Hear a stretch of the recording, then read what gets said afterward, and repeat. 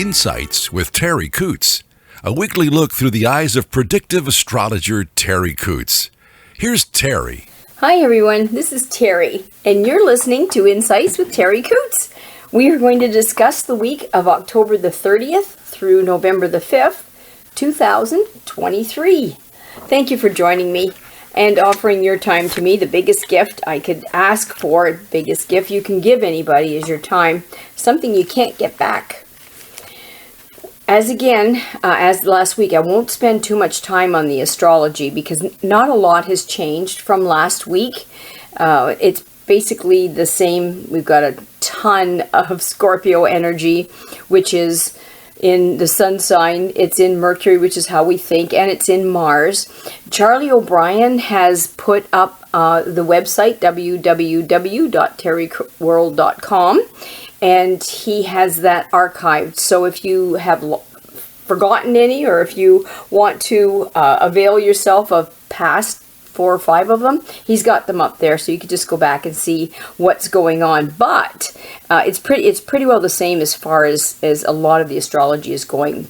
Very psychic, a little dark. So if you lean towards sadness or depression, this could be a time where it could put a little bit more pressure on you than normal. Also, we have the collective consciousness, which, with everything that's going on, can put a lot of pressure. Watch what you watch on TV or what type of books you read. This is an energy field that we matter. What each one of us think and do really matter. And we can add to the difficulties, or we can maybe try to lighten them up consciously or unconsciously by where we put our mind and our thoughts and our attitude and our energy. So at this time, with all that psychic energy floating around, you might want to look at how do I bring things up. Now, the gift, the hard gift of this Scorpio energy is the ability to look deep, to see the truth, to not want to be fooled by, when I say a lightness, some people can look at a situation and not take it seriously. And ignore it or walk around it. This is an energy field that allows us to look at it for what it is, not particularly like it necessarily, but not be afraid of dealing with it and wanting the truth as opposed to wanting to be fooled. So making a situation light that is not light will not be tolerated in this kind of an energy field. The moon is got some real crazy gifts for us in this next little bit. The moon changes sometimes in a day or 2 days. Rarely it's 3. But this week coming up, we have 4 changes in the moon. And the moon is our emotional energy field. So be prepared for a couple of ups and downs here this week. And try not to put things in stone, because what you feel about this week may not be how you feel about it next week or the next day or the next hour even. So the first part of the week, we may find ourselves feeling determined and a little bit solid in what we want to do, how we want to get there, maybe not to be dissuaded, to really be determined to do this, whatever this is.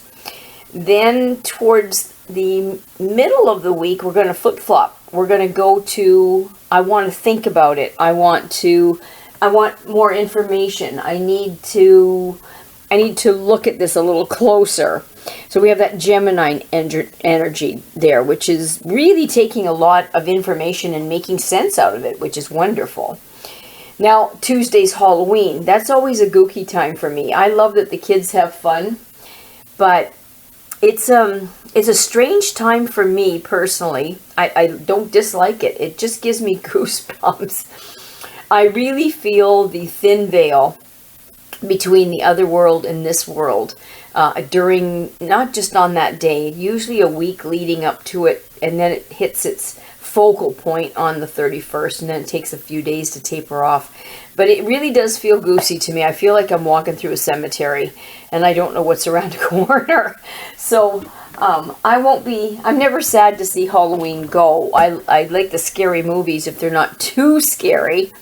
But it's a very thin veil between this life and the afterlife, and it's goosey. It just feels goosey to me. And then towards the upper part of the end of the week, we may find a very psychic energy field, but the psychic energy field will be focused in feelings. So you add those feelings of Cancer in the moon on Thursday, and that Scorpio energy. The 3 psychic zodiac signs are Scorpio, Cancer, and Pisces. We have 2 of them this week, and then changing no less. So we're going to have some interesting impressions and interesting ideas on how it's going to affect us. I'd love the feedback to see how you were affected. Then towards the end of the week, we're looking at a stronger, more, it's in Leo, the moon is in Leo, a stronger, more valiant kind of energy where we really do like to shine. You can help your friends out by making them feel good about themselves. Find somebody, find some buddies, and see what can I say or do to make them feel a little bit more happy, a little bit more confident in themselves. Can I bring to their attention something that they're really good at that maybe they're not aware of, or maybe just needs to be pointed out to them again. Sometimes we just need to be told that we're amazing. As far as health goes, the beginning of the week, just watch for any neck problems, or it may go down into our lungs, our vocal cords, our throat. If you have any issues with thyroid, it could pop its ugly little head. Then it's going to move down from there towards the middle of the week, possibly to our shoulders, our arms, our hands.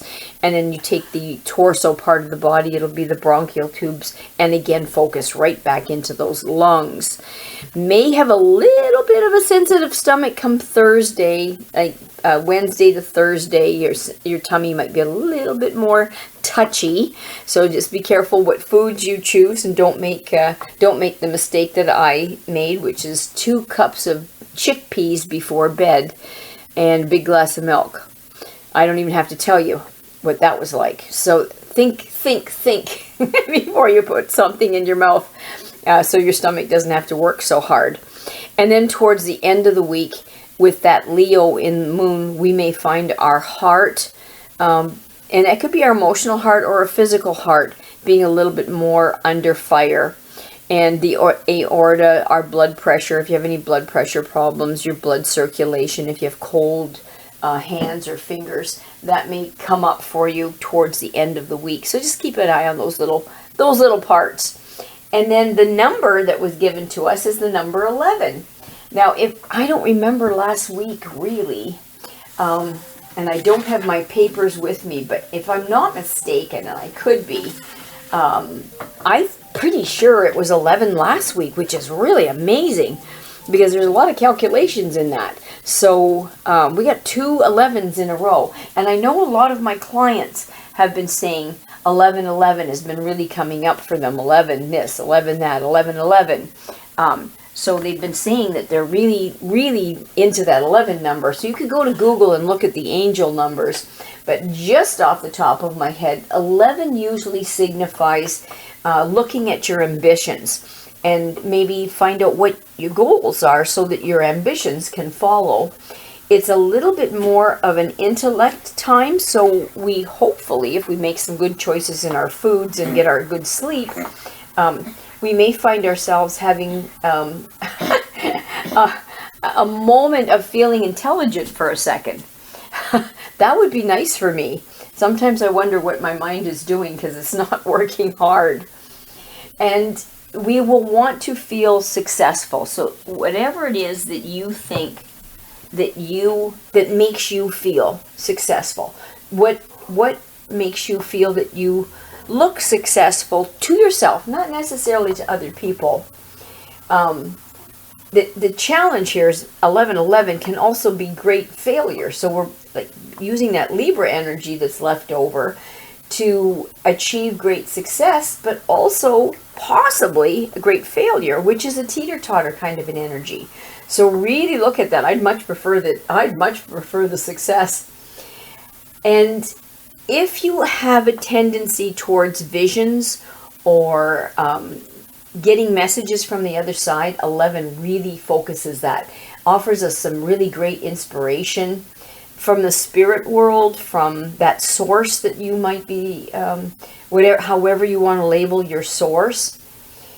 We will need to try to work to achieve patience with number 11 and balance, and maybe find what we want to do so that we can throw that Taurus determination that we have in the moon on Monday into that. There's a little more sensitivity with number 11 when you pair it both with Scorpio, which could be a dark sensitivity, and then Cancer on Thursday in the moon, which is a home-based, loyal, loving, I want my relationships to work kind of sensitivity, and creativity. If you have a creative bone in your body, it's gonna erupt. It's gonna hatch for this week, and it'll allow us to correctly evaluate our emotions, and maybe with that Scorpio energy going down to look at some of our traumatic experiences. What did it mean? How did we process it? How do we try to get through it? Where are we in all of this? The weakness of number 11 is impatience and misapprehensions, and maybe a hardness that isn't nice at this time. It's not a nice hardness. It's not a strength. It's just hard. And really, really, really beware of misunderstandings, because this is an energy field that could contribute to that. When we've got these planets bouncing all over the place like this, it could contribute to misunderstandings. So be very clear in your communication and ask for the same thing back. Stressful situations with number 11 and variables in our material life can put a lot of pressure on us too. And we've got to be really careful not to use our abilities only for accumulating material possessions. That's something that can weigh on us, where we really just want, it's not about safety. This is less than that. It's not about safety. It's about, we need money to have a warm house, to have food for our children, security, to not be worried that the mortgage is going to take us away. This is an energy field that puts pressure on that we'll want just focusing on material part of life, and that's not healthy for us. Now, when I pulled cards for us, Holy Toledo. And remember, it's generic, it's very general, but a lot of the cards that came up are major cards, which tells me when there's that many major cards, it tells me that this week's going to be very important for some of you. There'll be things that occur, things that you are going to have to deal with that are going to be very important.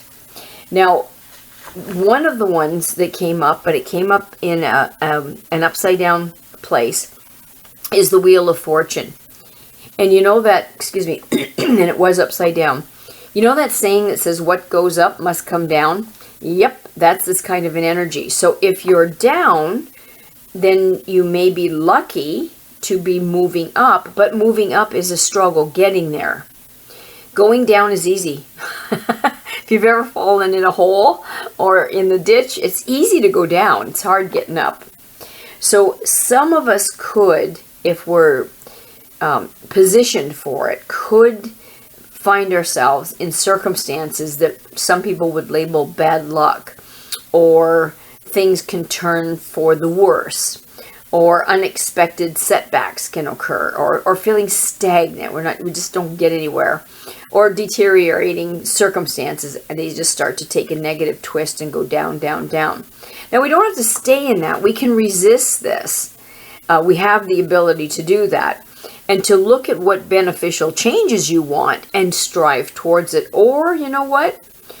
You could just let it get worse before it gets better. With this card, it can. Or you can say, I'm not. You've got that bull energy on Tuesday to help you bull through it, to help you moose through it. Now, another major card that came up, it's labeled the Chariot. Again, it's a major card. And in the position that it is in this particular reading, it's teaching us through circumstances that are going to come at us to try to balance. Remember that Libra energy that we've been struggling with the last 3 weeks. to try to balance opposing forces. So in some tarot decks, not mine particularly, but in some, the Rider-Waite, for instance, the chariot is a man in a Roman chariot with two horses pulling this chariot. And both of those horses are trying to pull in two different directions. Now, back then, their harnesses were very different than what we have as harnesses. So unless you were a very good horse person, these horses could start pulling in different directions, which could completely unnerve you and completely destroy you. So we have to look at how do we harness these opposing forces. And I'm finding a little bit of that myself, in that I look at Israel and I look at what's happening, but I can see the other side, and I don't know which way to go. I don't know what's right anymore. I don't know what's wrong anymore. There is no clear black and white. There is no clear cut way of handling things or thinking of them. So it's going to take some effort to have some clear purpose for ourselves with this kind of an energy. But if we continue in it and we keep working towards it, they're saying that we could be triumphant. We may not win right now, but the progress will be triumphant. So it says that we need to try to stay as centered as we can, which is what that Libra energy was trying to get us to do. Now we have to take it and practice it, to take control of these competing forces that are in your life right now and try to carry on with them as long as we're in control of it. Trying to be capable of some of the things that we have to do and stay calm. It's really important to stay calm so that we can be in a position of power to a degree, as much power as we're allowed in our circumstances, so that we can have a sense of command. We're going to struggle between conflicting thoughts and feelings and wishes, but if we can be calm, we're going to be able to overcome this. The card of strength came up, and that again is a major card, and that's about moral force. That's about being self-confident with the right, the good, the moral way of looking at things. It's having that inner strength to take a stand on the things that you know are right, to have the moral strength to take action on the things that you know are right. It's a gentle force, but it's powerful and strong. So it gives us the ability to overcome some of the problems that we will be faced with this week, and the willpower, which is really huge, to see it through. It's a strong position. It really is. It's going to take some self-discipline. It's going to take some faith in your own abilities, maybe a little bit of heroicness. So when we talked about earlier about that Leo in the moon on the last part of the week through the weekend, that's what this is. This is hero stuff. So it's really, really combining a good energy field to help us be successful in this. Again, there's that other warning of don't lose your joy. One of the cards that came up is one that tells us our joy is being threatened. It doesn't mean that it's being taken away necessarily, as much as we may not be able to see the joy. We may be so focused on other things that we miss it. I went for a walk in the bush. This happened a couple of times actually with somebody the other day. Beautiful days we've had in this last couple of weeks. And the tree frogs were out. They're never out at this time. The ducks have started laying eggs again. I don't know what they're thinking. And the drakes are starting to get a little amorous with the hens. I don't know what's going on. They think spring is here. But when I got back, I said, weren't those frogs lovely? The sound of those frogs was just lovely. Oh, I didn't hear any. So she had totally missed a good part of the magic of the bush at that moment.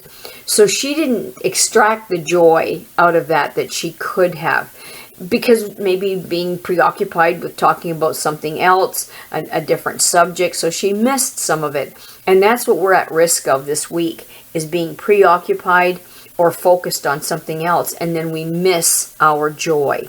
So it's a concern. You don't want to lose your joy. You want to know what's good for you and what's good for other people, and you want to try to achieve that if you possibly can. Just really focus on it. If I'm eating good food during this time, I focus on it. I'm all in. I want to taste it. I want to smell it. I want to chew it slowly. I want to enjoy it. I don't want it to be a two-bite wonder. I want to really get in there and really enjoy it.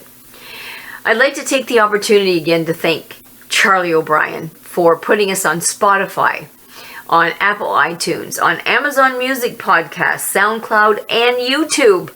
He will give me the link at the beginning of the week. Usually he does that. I'll put that up on Facebook for everybody.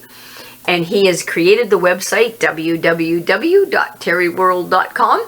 And you can go back and listen to some of the archived podcasts if you have an interest in that. And if you need a reading for yourself so I can get specific for you, you can text or call 519-726-6699. You can contact me with the information from Terri World, or you can email me at terri.coutts@gmail.com. And if you have any digital needs, Charlie can help you out. Don't be afraid to look him up or call me. I'll give you his number. And he can help you with photography. He can help you with digital things, your website. He really knows what he's doing. Thanks, Charlie. And thanks to all of you for taking your time with me at this moment. And good luck next week. Enjoy yourself as much as you can. Squeeze as much joy out of next week as you possibly can. And I'll talk to you the beginning of the following week. Happy Halloween. Bye for now. Thanks for listening to Insights with Terri Coots. Visit Terri's website at terriworld.com. TERRI world.com.